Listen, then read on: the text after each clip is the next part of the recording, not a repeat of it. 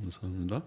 같이 기도하고 말씀을 생각하십시다. 하나님 아버지, 우리의 기도와 찬양을 받으시고 또 이 시간 부족한 종에게 말씀을 조금 해석하고 증거할 힘을 주셔서 하나님의 영광을 위하고 주를 사모하며 예배하는 모두들에게 유익을 주시기를 원하나이다.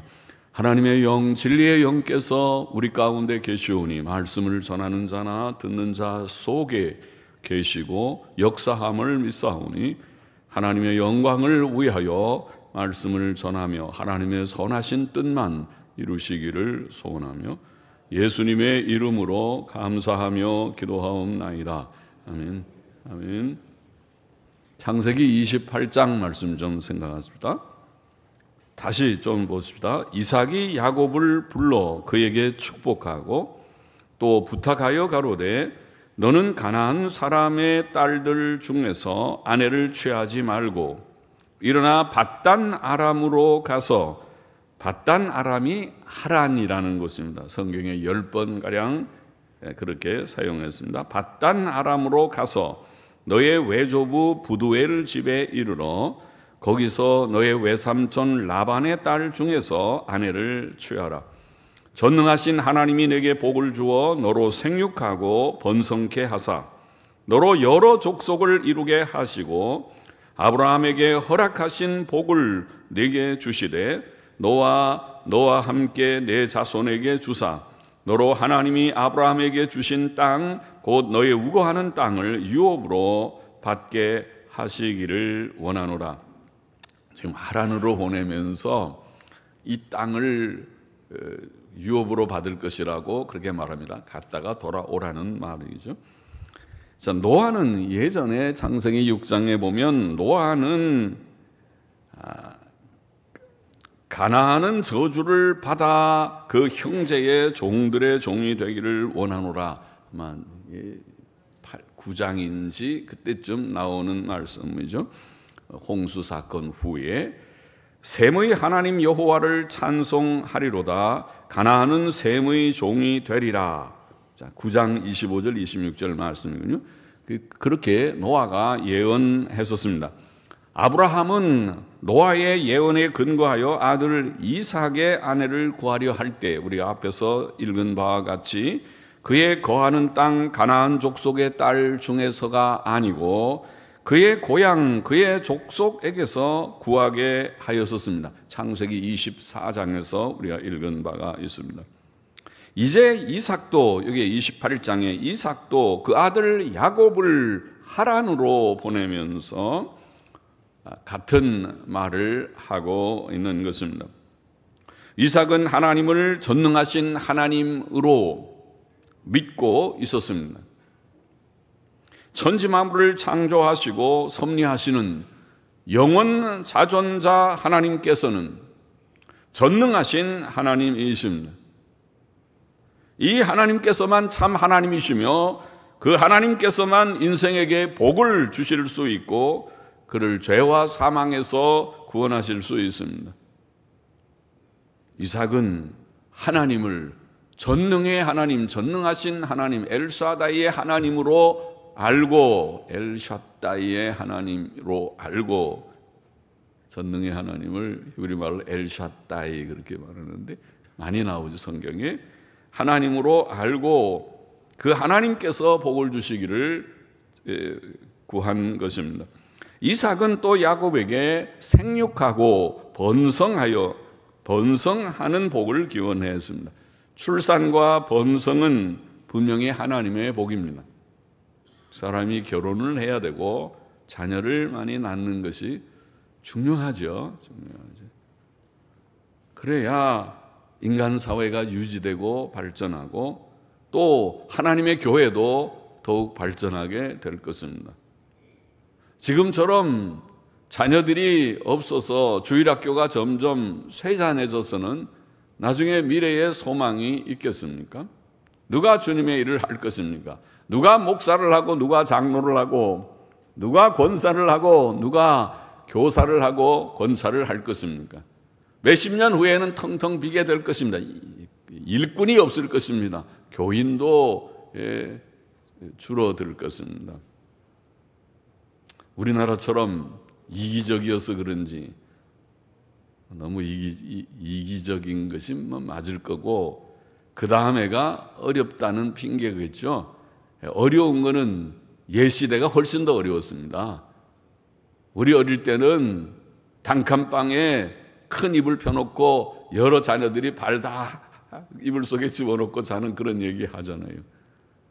정말 어렵게들 다 살고 그래도 죽지 않고 다 살았고, 이 나라가 그 어려움을 이기고 우선 세계에서 그래도 유명한 나라가 됐습니다. 아직까지는. 앞으로는 하얀 길로 가는 것처럼 보여서 걱정이긴 하지만은, 그래도 세계 어디 가도 유명한 호텔이나 리조트에 가니까 삼성이나 LG, TV나 뭐 이런 기계들이 거기에 있어서 뿌듯합니다. 이 조그만 나라 코리아가, 한국이 그래도 이렇게 세계에서 유명하구나. 아직도 우리 스마트폰이 그래도 세계 시장에 많이 점유율을 가지고 있다고 하니까 그래요. 이제 앞으로는 점점 그렇지 못할 거라고 자꾸 뉴스에 나와서 어두운 그런 전망이 있지만은 말이죠.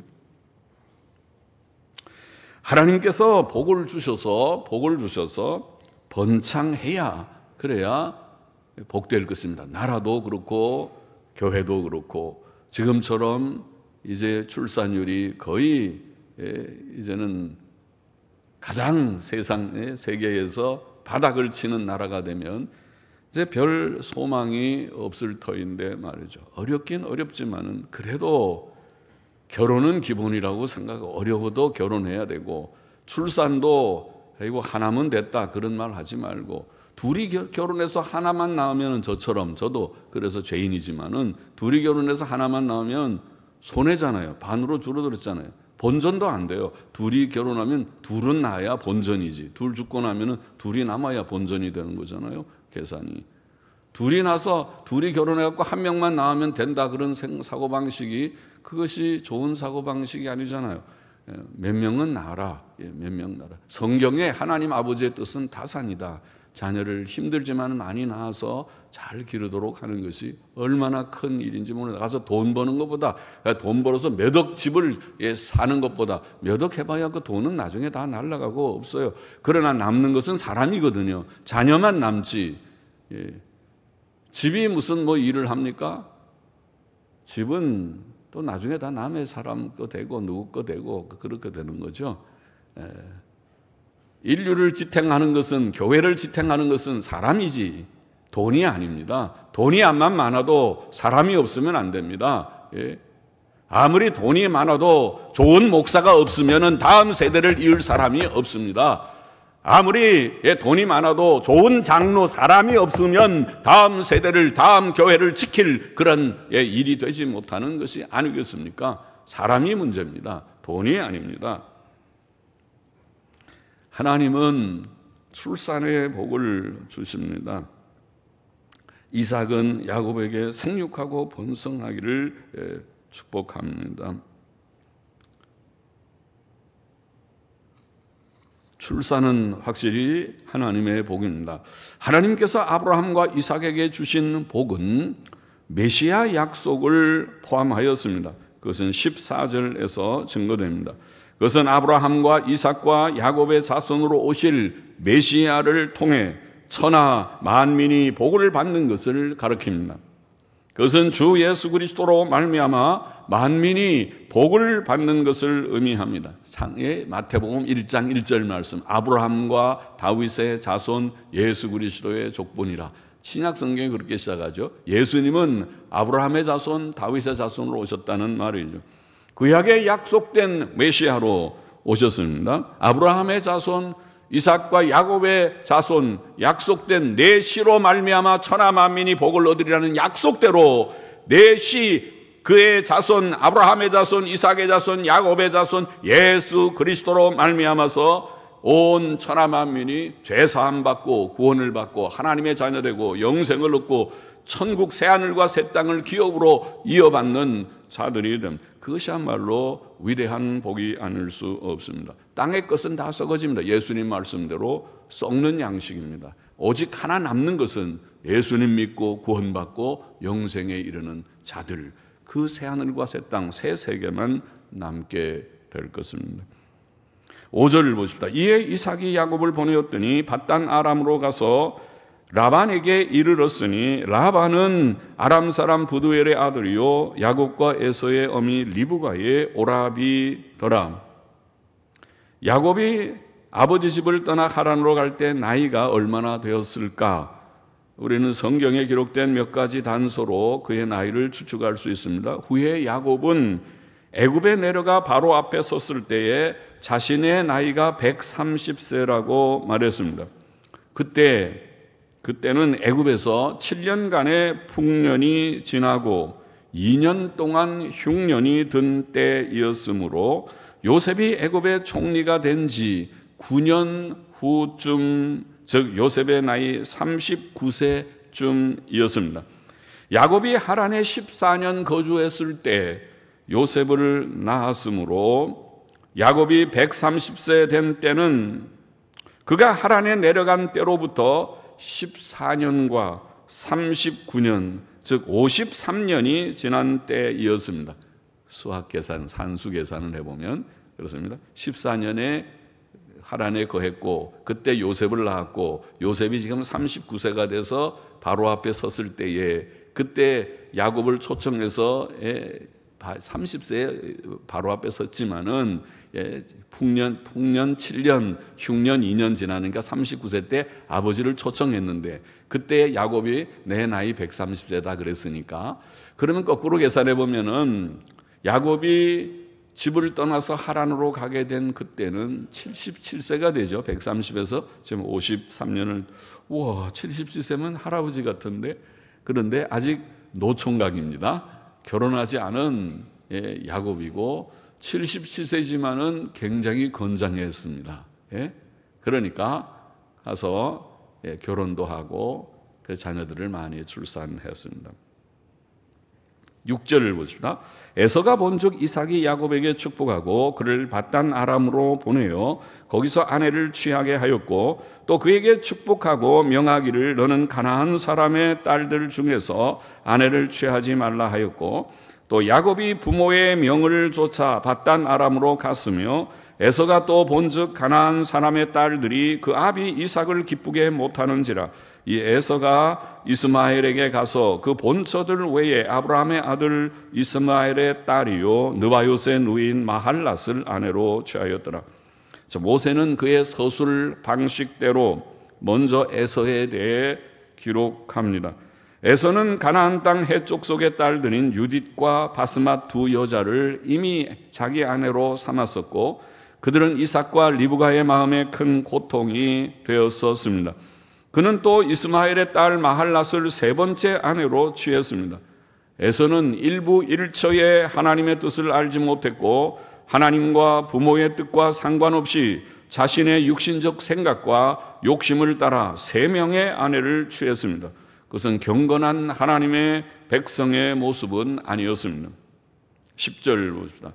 야곱이 부엘세바에서 떠나 하란으로 향하여 가더니 한 곳에 이르러는 해가 진지나 거기서 유숙하려고 그곳에 한 돌을 취하여 베개하고 거기 누워 자더니 야곱은 가나안 땅 남쪽 끝부분에 위치한 부엘세바라고 하는 곳에서 출발해서 대략 750km, 대략 우리가 지도를 보고 이렇게 자를 재보면서 얼마인가, 대략 750km 북쪽에 있는 하란으로 갔습니다. 750m면 꽤 먼 거리죠. 서울에서 부산이 한 444km라고 하니까 그거에 아마 거의 배에 가깝게 먼 거리를 아마 걸어가지 않았겠는가. 말 타고 간 것, 낙이나 이런 거 타고 간 것 같지는 않고 걸어서 간 것 같이 보이는데 모르겠습니다. 그가 80km쯤 갔을 때에 여하튼 해가 저물었고 들판에서 밤을 지내려고 한 돌을 취하여 베개하고 거기 누워 자게 되었습니다. 사랑하는 부모와 편안한 집을 두고 먼 곳에 있는 친척집을 향해 막연히 떠나온 야곱은 비록 하나님을 경외했고 그의 복을 사모했고 아버지 이삭의 축복을 받았음에도 불구하고 하나님께서 그와 함께하지 않으시고 그를 돌보지 않으시는 것 같아 아마 불안하고 쓸쓸하고 두렵기까지 하였을 것입니다. 12절 보십시다. 꿈에 본즉, 그런데 꿈을 꿨습니다. 꿈에 본즉 사닥다리가 땅 위에 섰는데 그 꼭대기가 하늘에 닿았고 또 본즉 하나님의 사자가 그 위에서 오르락 내리락 하고 또 본즉 여호와께서 그 위에 서서 가라사대 나는 여호와니 너의 조부 아브라함의 하나님이요 이삭의 하나님이라. 너 누운 땅을 내가 너와 내 자손에게 주리니 네 자손이 땅의 티끌같이 되어서 동서남북에 편만할지며 땅의 모든 족속이 너와 내 자손을 인하여 복을 얻으리라. 아까 제가 말한 14절에 메시아 예언이란 말, 이 말. 땅의 모든 족속이 너와 내 자손을 인해 복을 얻으리라. 내가 너와 함께 있어 네가 어디로 가든지 너를 지키며 너를 이끌어 이 땅으로 돌아오게 할지라. 내가 내게 허락한 것을 다 이루기까지 너를 떠나지 아니하리라 하신지라. 하나님께서는 옛 시대에 사람들에게 종종 꿈으로 자신을 계시하셨습니다. 오늘날에도 꿈꾸려고 하지는 마십시오. 오늘날에는 꿈꾸는 것보다 성경책을 읽는 것이 빠를 것입니다. 꿈은 개꿈도 있고 이상한 악령이 우리를 미혹하는 그런 꿈도 있을 수 있으니까 성경은 안전하고 하나님의 뜻을 알기 위해서는 오늘날 꿈이 필요 없고 직접 성경을 읽어야 돼요. 성경을 읽지 않고 자꾸 이상한 꿈만 꾸려고 하는 사람은 이상한 신비주의에 떨어지게 되어 있습니다. 그런데 옛시대에 아직 성경이 완성되기 전에 하나님께서는 꿈으로 역사하시는 일이 있습니다. 그것은 야곱이 꾼 꿈은 하나님께서 주신 계시적 꿈이었습니다. 야곱은 꿈에 한 사닥다리가 땅 위에 세워져 있고 그 꼭대기가 하늘에 닿았고 그 위에 서 계신 하나님을 보았습니다. 하나님께서는 몇 가지 내용을 말씀해 줬습니다. 첫째로 내 누운 땅을 내가 너와 내 자손에게 주리라. 둘째로 내 자손이 땅의 티끌같이 되어서 동서남북에 편만하리라. 셋째로 땅의 모든 족속이 너와 내 자손을 인하여 복을 얻으리라. 이 세 가지는 하나님께서 아브라함과 이삭에게 반복하여 주셨던 약속의 내용이었습니다. 창세기 12장, 22장, 26장에 보면 비슷한 내용을 우리가 읽을 수 있습니다. 특히 세 번째 내용은 앞에서도 말씀드린 대로 메시아 약속이었습니다. 후에 사도 바울은 예수 그리스도의 대속사역으로 그리스도 예수 안에서 아브라함의 복이 이방인에게 미치게 되었다고 증거하였습니다. 그것이 그것입니다. 아브라함의 복, 아브라함에게 주셨던 약속의 말씀이 이방인에게 예수 그리스도로 말미암아 넘치게 미치게 되었다. 16절을 보시다. 야곱이 잠을 깨어 가로되 여호와께서 과연 여기 계시거늘. 그는 하나님이 없이 쓸쓸하게 이제는 집도 떠나고 부모님도 떠나고 혼자서 막연하게 하란으로 가고 있는데 하나님께서 꿈에 나타나셨으니 얼마나 마음에 큰 위안과 힘이 됐겠는지. 여호와께서 과연 여기 계시거늘 내가 알지 못하였도다. 이에 두려워하여 가로되 두렵도다 이곳이요 다른 것이 아니라 이는 하나님의 전이요. 하나님을 바로 알게 되니까 그게 하나님의 전이죠. 하나님의 집은 하나님이 계신 곳이잖아요. 하나님이 계신 곳이죠. 이것이 바로 하나님의 집이로구나. 또 하늘의 문이로다. 하나님과 문이 열려듯이 내가 하나님을 배웠고 하나님의 음성을 듣게 된 하나님의 문, 하늘의 문이로다 하고 야곱이 아침에 일찍이 일어나 베개하였던 돌을 가져 기둥으로 세우고 그 위에 기름을 붓고 그곳 이름을 베델이라 하였더라. 그 성의 본 이름은 루스더라. 기름을 붓는 것은 거룩하게 구별하는 뜻이 있습니다.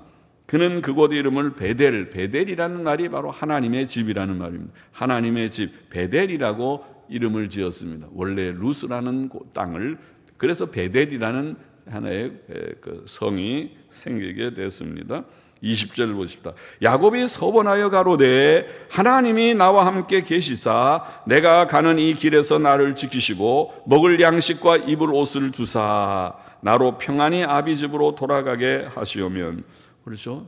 남이 날 죽이지 않고 날 지켜주는 거 첫 번째 필요한 일이고, 또 배고파 굶어 죽거나 또 추워 죽거나 그러면 안 되니까 입을 옷과 또 먹을 양식 주는, 그게 모든 인간에게 있어서 기본적인 것이죠. 그거 잘못된 거 아니죠. 기본적으로 직장도 있어야 되고 돈도 벌어야 되고 가서 쇼핑도 하고 물건 사서 먹어야 되고, 그렇게 돼야 되죠. 누가 나 죽이면 안 되고, 기본적인 것이죠. 또 필요한 옷을, 여름에는 시원한 옷, 겨울에는 따뜻한 옷을 좀 입고, 오늘날로 말하면은 다 그런 것이죠. 한여름에 너무 더울 때는 시원한 에어컨이 하나 있으면 딱 좋겠다. 그럴 때 하나님이 에어컨 살 돈을 주셔서 에어컨이 하나 있으면 감사하죠. 없으면 없는 대로 선풍기 바람으로 하지만은 더 에어컨 있으면 좋고, 겨울에도 너무 춥지 않게 따뜻한 보일러가 좀 돌아가면 좋겠다. 보일러가 따뜻하게 돌아가는 게 좋고, 그런 거와 같은 것이죠. 이렇게 하시면, 하나님이 이렇게 나를 지켜주시면, 여호와께서, 그래서 내가 평안히 아비 집으로 돌아오게 하시면 여호와께서 나의 하나님이 되실 것이요. 지금 약속을 하는 것입니다. 서원을 하는 거예요. 내가 이제 하나님만 믿겠습니다. 그죠? 하나님이, 여호와께서 나의 하나님이 되실 것이요. 내가 기둥으로 세운 이 돌이 하나님의 전이 될 것이요. 내가 하나님 섬기겠다는 거죠. 이것에 하나님께 단을 쌓고 하나님께 예배드리는 하나님 집이 되는 거예요. 하나님 섬기는 곳이 하나님의 집이죠. 우리가 어디나 하나님 계시고 하나님 섬기면 하나님의 집이 되는 것이죠. 하나님의 전이 될 것이요. 하나님께서 내게 주신 모든 것에서 10분의 1을 내가 반드시 하나님께 드리겠나이다. 참 대단한 것입니다, 여러분. 이게 적은 일이 아니라 최초의 성경에서 11조가 바로 여기서 나왔습니다. 하나님이 명령해서 나온 게 아니고 야곱이 서원하면서 하나님이 나를 지켜주셔서 나를 배고프지 않게 하고 옷 입을 옷도 춥지 않게 하시고 다 주시면 내게 주시는 소득의 10분의 1을 내가 하나님 앞에 구별해서 드리겠습니다. 서원 반드시 드리겠습니다. 서원을 하였습니다. 자, 야곱의 서원은 지금 읽은 바와 같이 세 가지입니다. 첫째로 하나님께서 나의 하나님이 되실 것입니다. 어떻게 하면 하나님이 나를 지켜서 내가 가서 먹을 양식 입으로 주시고 평안히 아비 집으로 돌아오게 하시면, 하나님께서 나를 이렇게 지켜주신다면 내가 이 세 가지 하겠습니다. 첫째, 하나님을 내가 반드시 섬기겠습니다. 하나님은 나의 하나님이 되시고, 둘째, 이 돌이 하나님의 집이 되고 내가 여기서 하나님께 단을 쌓겠습니다. 베델에서 단을 쌓겠습니다. 또 셋째, 하나님이 내게 주신 모든 것의 10분의 1을 내가 반드시 하나님께 드리겠습니다. 이거 10분의 1이 뭐 대수라고, 다도 아니고 10분의 1 가지고 그래요. 10분의 1이 별거 아닌 것 같아도요, 100만 원 봉급 받을 때 10만 원 하면 아이고 내가 100만 원밖에 안 되는데 10만 원이나 내가 띄어서 헌금해요. 아이고. 그리고 한 300만 원 받으면은 30만 원 좀 띄어봐야 270만 원 내가 있으니까 아직도 넉넉히 살 수 있죠. 그럴지는 몰라도 한 1억쯤 돈을 벌었는데 1,000만 원이요? 아이고, 감사헌금 내죠. 감사헌금 한 50만 원만 내도 아이고 우리 교회에서 50만 원 내는 사람 없을 텐데 1,000만 원은 그거는 어림도 없어요. 이게 보통 이게 11조라는 것이 보통 이게 단순한 문제가 아닙니다. 작으면 작다고 에이고 내가 지금 살기도 어려운데 11조를 어떻게 냅니까? 점점 커지면은 아이고 어림도 없는 얘기 하시네. 그런데 여기 지금 야곱은 하나님이 내게 주시는 것에서 반드시 11조를 드리겠습니다. 이게 작은 소원이 아니게 보입니다. 자, 28장의 교훈을 정리해 보십시다. 첫째로 하나님께서는 아브라함과 이삭과 야곱의 자손 예수 그리스도를 통하여 천하 만민이 구원의 복을 얻게 하셨다고 하는 사실을 우리가 기억해야 하겠습니다. 이삭은 야곱에게 하나님께서 아브라함에게 허락하신 복을 주시기를 구하였습니다.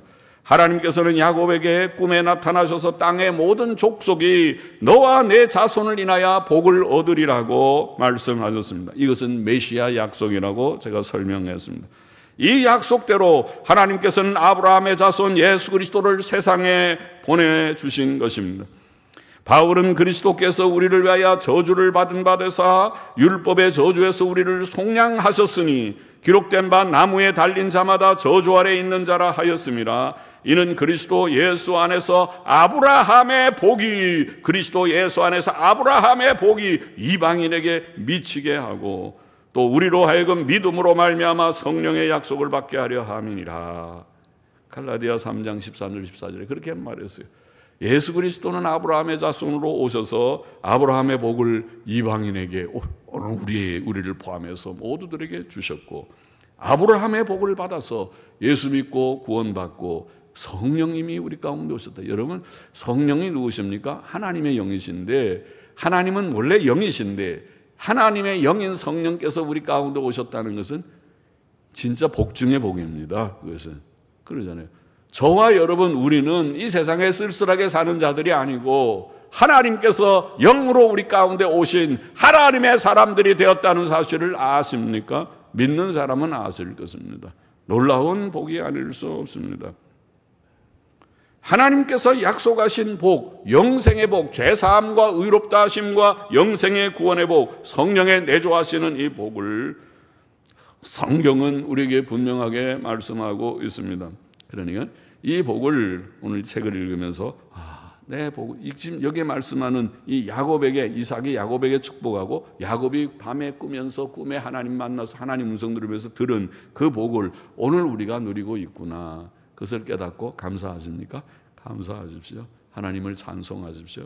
그리고 오늘도 예배당에는 나왔지만은 그 무슨 말인고 내가 잘 아직도 못 알아듣겠는데 무슨 말이요 하는 사람이 혹 계시면은 여러분도 다 깨닫게 되시기를 바랍니다. 교회에서 전하는, 성경이 전하는 요점이 무엇이냐. 요점을 바로 알아야 되잖아요. 성경의 요점이 무엇이냐. 예수 그리스도가 와서 도대체 우리에게 무엇을 주신다는 말인가. 그 요점을 여기에 말했어요. 이 아브라함의 복이라는 이 요점은 우리가 죄 문제 해결, 죄 사함 받고 의롭다면 죄인이 의인으로 간주되고 그리고 영원한 생명을 얻는, 이것이 구원이고, 성령님 우리 가운데 계시는 이 복을 지금 우리가 누리게 된다는 것을 성경이 말하고 있고, 이 복을 받게 되시기를 원합니다. 어떻게 받나요? 그냥 예수께로 나오면 예수님 나도 붙여주세요. 나도 붙여주세요. 나도 죄인임을 인정합니다. 나는 부족한 자입니다. 죄인입니다. 깨진 그릇과 같습니다. 엎질러진 물과 같습니다. 나를 붙들어 주옵소서. 주께 나오면 천부의 의지 없어서 손들고 주님께 항복하듯이 나와 예수님을 붙들고 십자가만 붙들면, 주님만 마음에 환영하고 영접하면 주께서 우리의 추하고 더러운 죄를 씻어주시고 과거를 묻지 않으시고 이제 잘해, 이제부터 잘해. 죄인 아닌 사람 없다. 너희가 죄인이기 때문에 내 아들이 십자가에서 피 흘려서 죽었느니라. 이제부터 바로 하라. 죄 짓지 말고 이제는 바르게 좋은 사람 되라고 주께서 새로운 기회를, 흰 백직장 같은 새 삶을 우리에게 허락하시는 줄을 믿습니다. 둘째로 하나님께서는 자기 백성과 언제나 함께 하신다는 위대한 진리가 오늘 이 말씀 속에 있습니다. 하나님께서는 집을 떠나 쓸쓸히 먼 길을 가던 야곱에게 꿈에 나타나셔서 내가 너와 함께 있어 내가 어디로 가든지 너를 지키며 너를 이끌어 이 땅으로 돌아오게 할지라. 내가 내게 허락한 것을 다 이루기까지 너를 떠나지 아니하리라. 감사한 말씀이죠. 내가 너와 함께하고 내가 같이 가고 내가 돌아오고 네가 모든 내 뜻을 이룰 때까지 내가 떠나지 않겠다. 대단한 그런 보장, 보증의 약속이 아닙니까? 또 야곱은 잠을 깨어 일어나 여호와께서 과연 여기 계시거늘, 이것을 우리가 깨닫게 되기를 원합니다. 오늘도 이 세상을 쓸쓸히 살다가 하나님도 없는 것 같고 멀리 계신 것 같고 믿기는 믿는 것 같은데, 믿는다고 나도 생각은 하는데 하나님은 온데간데 없고 현실의 어려움만 보이고 답답한 그런 일들이 한두 가지가 아닌 세상을 살아가는 이 쓸쓸하게 지금 하나님으로 가는 야곱 같은 우리들에게 하나님께서 말씀하시는 말씀으로 깨달아지기를 원합니다. 여호와께서 과연 여기 계시거늘, 우리의 삶의 현장 속에, 우리의 그 연약한 야곱도 사실 연약했잖아요. 거짓말하고 아버지한테 축복은 받았지만 형한테 지금 미움받아가지고 도망가는 도망자잖아요. 도망자라고요. 예. 그러나 도망자 야곱에게도 하나님께서 내가 너와 함께한다. 예, 함께한다. 그래도 야곱 속에는 믿음은 있었어요. 믿음은 있는데 연약이 있는 거죠. 우리와 비슷해요. 우리가 믿음은 다 있는데 믿습니까? 진짜 믿어요? 거짓부렁하지 말고 똑바로 대답하세요. 믿습니까? 예, 믿습니다. 그렇게 대답하는 신앙 고백은 있는데, 분명히 있는데, 그런데 아직도 흠과 점이 많아서, 이런저런 부족이 많아서, 부족을 열거하려면은 100가지는 되게 열거할 수 있는 부족이 많은 우리들인 것을 우리가 깨닫습니다. 하나님께서 과연 여기 계시거늘 내가 알지 못하였도다. 우리도 알지 못했습니다. 이에 두려워하여 가로되 두렵도다. 이것이요 다른 것이 아니라 이는 하나님의 전이요 이는 하늘의 문이로다. 하나님의 집, 하나님의 하늘의 문이로다. 하나님께서는 야곱과 함께 하셨습니다. 하나님께서는 후에 요셉과 함께 하셨고 후에 여호수아와 함께 하셨습니다. 다윗은 시를 쓰기를 내가 사망의 음침한 골짜기로 다닐지라도 해를 두려워하지 않을 것은 주께서 나와 함께 하심이라. 주의 지팡이와 막대기가 나를 안위하시나이다. 늘 주님께서 함께 하셔서 주의 지팡이와 막대기를 가지고 인도하시고 또 나쁜 짐승이 오면 딱 때려주시고, 예. 이 지팡이와 막대기는 그런 두 가지 용도죠. 하나는 인도하는 막대기고 하나는 나쁜 짐승이랑 싸우는 무기입니다. 오면은 막대기로 딱 때려서 이기는.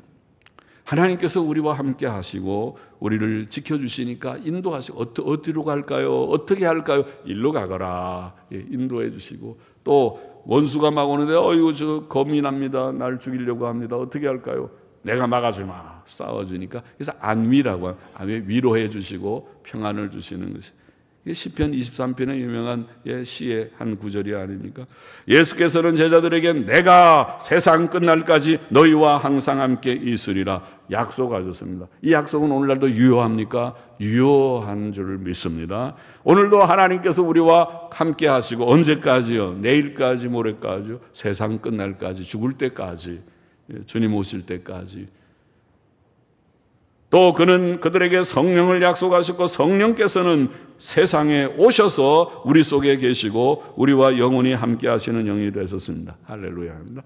단지 요한복음 15장 같은 말씀 또 여호수아 1장에 보면 하나님께서는 네가 말씀에 순종하라. 좌로나 우로나 치우치지 말고 말씀에 순종하고 죄짓지 말라고 말씀했습니다. 요한복음 15장에도 너희가 내 안에 있고 내 말이 너희 안에 있으면 이렇게 말씀했습니다. 우리가 믿음으로 순종으로 주 안에 거하는 것은 우리의 몫이지만은 그러나 주님은 우리를 버리고 떠나가시지 않는 것을 기억해야 하겠습니다. 셋째로 우리는 하나님을 바로 섬겨야 하겠습니다. 이것은 하나님을 아는 자의 당연한 응답입니다. 야곱은 하나님의 함께 하심을 구하면서 하나님 앞에 서원했다고 그랬죠. 하나님께 뭐 서원했다고 그랬나요? 하나님을 나의 하나님으로 내가 삼겠나이다. 하나님 바로 섬기겠다는 거죠. 돈을 나의 신으로 삼겠나이다. 오늘 어떤 현대 교인들처럼 당신의 신이 뭐요? 뭐니 해도 돈이지. 돈 없으면 안 돼. 교회도 돈 있어야 장로 되고 돈 있어야 직분자 되고 하지 돈 없으면 안 돼. 교회도 안 된다. 그렇게 생각하는 잘못된 사고방식을 가진 교인들도 있는 시대에 우리가 살지만은 그런 것이 아니고 하나님을 나의 하나님으로 삼고 살겠나이다. 하나님 외에 나의 신이 없습니다. 또 그곳으로 하나님을 섬기는 곳을 삼고 하나님을 늘 예배드리는 그곳이 곧 교회입니다. 그것이 곧 성전입니다. 내 마음이 성전이고 내 집이 성전이고 우리가 주의 이름으로 진실이 보인 이곳이 성전이고 이 예배당은 불타 없어진다 할지라도 성전은 없어지지 않습니다. 다시 다 불타버리면 빈 공터에서 모여서 예배를 드리면 그곳이 성전이고 내가 모여서 하나님을 섬기는 그곳이 하나님의 집입니다. 그리고 또 하나 아까 얘기했죠. 소득의 11조를 드리겠다고요? 그게 작은 일이라고요? 아니요. 작은 일이 아니라 너무 그것이 적지 않은 문제이기 때문에 놀라서 얘기하는 거죠. 멈춰서는 거죠. 11조요? 나중에 하나님께서는 11조를 율법으로 말씀하셨어요. 율법에 명하셨어요. 다윗은 헌금을 드릴 때 역대상 29장에 간혹 제가 인용했죠. 그렇게 말하기를 헌금을 드릴 때 천지의 모든 것이 주의 것입니다. 저는 지금 제 것을 주님께 드리는 것이 아니고 엄청난 이 성전을 짓기 위해서 자기는 아직 성전을 지으려고 했는데 하나님이 짓지 말고 아들 솔로몬 때 지으라고 해서 솔로몬에게 그것을 맡기지만은 그 대신 자기가 모아놨던 재산을 성전 건축헌금으로 냈어요. 다윗이 왕이니까 돈이 많죠. 그런데 모든 신하들이 낸 것보다 엄청 많은 것을 자기가 냈어요. 왕이니까 물론 많아서 그러겠지만은 그러나 아무리 많다고 내는 건가요? 돈 많은 사람이 헌금 많이 하는 거 아니에요? 헌금은. 그런데 그것을 내면서 자기 거라고 그러지 않았어요. 모든 천지의 것이 하나님의 것이요. 하나님의 것이 하나님이 제게 주셨기 때문에 하나님의 것을 가지고 하나님께 드렸습니다. 역대상 29장 11절 14절에 그렇게 말을 했거든요. 사실 11조는 그런 정신입니다. 말라기서는 11조를 교훈하면서 뭐라고 그랬나요? 11조 안 드리는 것은 하나님의 것을 도적질했다고 그랬어요. 도적이라니요. 그 말은 모든 것이 하나님의 것인데 하나님께서 10분의 1을 드리라고 그랬는데 안 드리면 도적이다. 그렇게 말을 한 것이죠. 그러면서 온전한 11조를 창고에 들여 나의 집에 양식이 있게 하라고 하였고 그러면 물질의 복을 누릴 것이다. 저는 11조를 많이 강조를 안 했는데 글쎄요. 어떤 성도님들 보면 어떤 데는 조금 신기하기도 해요. 우리 교회 아직 등록도 안 하고 간혹 일이 바빠서 수요일날도 일하는 것 같아요. 그래서 예배당도 잘 있을 때는 참석하지만 어떤 때는 빠지는 분이 11조는 꼭 갖고 와서 예배당을 안 나오면서도 와서는 저 안내하는 분한테 11절 드려요. 11절 드리면서 이 헌금 드리고 그리고 오늘은 바빠서 예배당 빠집니다. 그래요. 제 속으로 이거 11조 안 들어도 예배 드리는 게 참 좋은데 안타깝다 말은 하는데 어디서 어떻게 배우고 어떻게 깨달았는지 11조를 드려야 된다는 생각을 가지고 11조 드리고 하는 신기한 분도 봤어요. 그런데 글쎄요. 예배를 드리는 게 더 좋을 텐데 그래도 중심에 하나님의 어떤 약속을 믿는 마음으로 하겠죠. 주님께서는 너희가 하나님과 재물을 겸하여 섬기지 못한다고 말씀하셨고 바울은 돈을 사랑함이 일만하게 뿌리라고 말했습니다. 기억을 해야 되겠습니다. 11조는 10분의 1의 문제만이 아니야. 그것도 큰 문제지만은 11조는 돈과 하나님 중에 나는 하나님입니다 하는 믿음의 고백이 없이는 결코 할 수 없는 일이라는 것을 우리가 분명히 이해할 필요가 있습니다. 모든 것이 하나님의 것이고 이것이 하나님께로부터 왔습니다 하는 사람은 11조가 아니라 10의 9조도 10분의 9를 하나님께 내가 드리고도 나는 11조 갖고도 나는 생활하기에 충분합니다. 아까 제가 예를 들었죠. 어떤 사람은 너무 돈을 많이 벌어서 예를 들면 한 달에 1억씩을 번다고 하면은 1억은 너무한가요? 한 달에 예를 들면 하여튼 1억을 번다고 예를 들면은 그러면은 11조니까 1,000만 원도 크지만은 1,000만 원 드렸다고 다 되는 게 사실은 아니라고 나는 생각합니다. 저는 그렇게 벌지도 못하지 본 적도 없고 벌 가능성도 없지만은 벌었다고 하면은 제가 생각에는 한 달에 자기가 생활하는 돈이 얼마인지 그것이 보통 사람은 뭐 200만 원도 큰 돈인 사람이 있고 100만 원 갖고 생활하는 사람도 있고 한 500만 원이라면 자기가 생활이 된다면 500만 원 빼고 나머지를 주의 일을 위해서 하나님의 영광을 위해서 쓸 수 있는 정도의 믿음이 그것이 진정한 믿음일 것이라고 생각이 됩니다. 이 말은 여러분 그런 식으로 하라는 뜻이 아니라 제가 지금 말하는 11조라는 것은 10분의 1이 하나님의 것이고 10분의 9는 내 것이라는 뜻이 아니라 10분의 10이 다 하나님의 것인데 그 가운데 내가 지극히 작은 10분의 1을 내가 구별하여 드립니다. 이 정신이 11조라는 것을 제가 가르쳐 드린다고 할지 다시 한번 일깨워 드리는 것뿐입니다. 그런데 야곱은 그것을 반드시 드리겠다고 서원했으니 잘했죠. 참 귀한 서원을 내고 그것을 아마 지켰으리라고 생각을 합니다. 하나님을 바로 섬기는 우리가 되기를 원합니다. 기도하십시다. 하나님께서 아브라함의 자손, 이삭의 자손, 야곱의 자손 예수 그리스도로 말미암아 구원을 얻는 큰 복을 저희에게 주신 것을 다시 감사하며 찬송하고 영광을 돌립니다. 이 험하고 복잡한 광야 같은 세상을 주님 우리 홀로 살게 하지 않으시고 주님이 우리와 늘 함께 동행하시고 성령으로 임재하여 영원히 우리 가운데 거하시는 것을 할렐루야 감사합니다.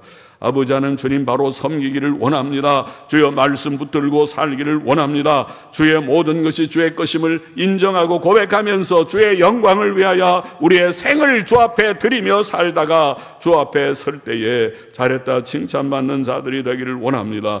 헛된 것을 위하여 주님이여 살지 않게 하여 주시고 헛된 것을 위하여 주님이여 다투지 않게 하여 주시옵시고 아버지 하나님이여 주의 영광만을 위하여 살며 온전히 주 앞에 드리며 주의 일을 힘쓰다가 주 앞에 서는 모두들이 되게 복을 주시기를 소원합니다. 예수님의 이름으로 기도하옵나이다. 아멘. 아멘.